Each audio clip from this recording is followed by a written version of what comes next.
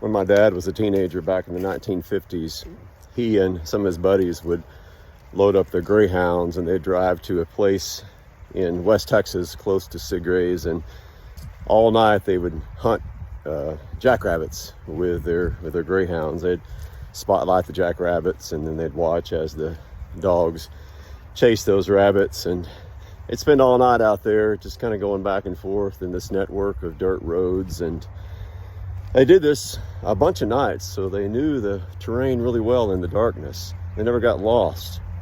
Then one day they decided they'd go back in the daytime and try and hunt that same area. And they got lost in the light.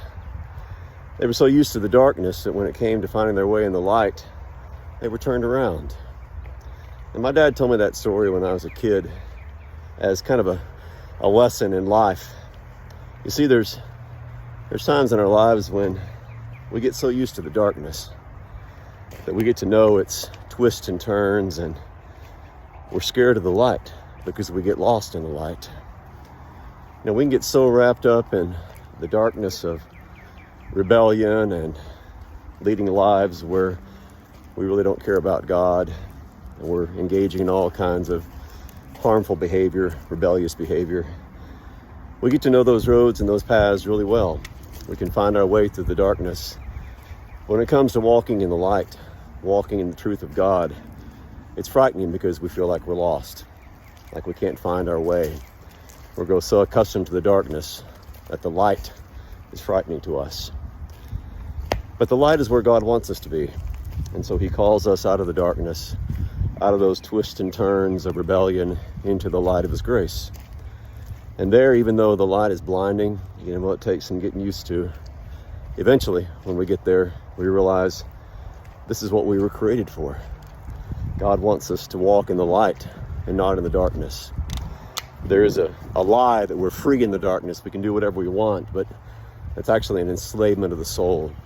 Where we're truly free is when we walk in the light of God, when we walk in his word, when we walk in his paths, when we walk in a way that God has created us to be.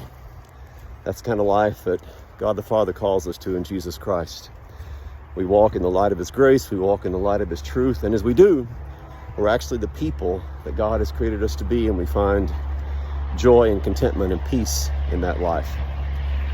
So if you happen to find yourself being very much at home in the darkness, know that God, our loving God, our merciful Father, is calling you out of that labyrinth of darkness into the true freedom that comes in the light of Jesus Christ. So follow that beckoning, follow that call out of the darkness, where yes, it will be a little bit blinding and painful at first, but over time, walking in the light of God in Jesus Christ, you'll find the kind of life that you were truly created to live.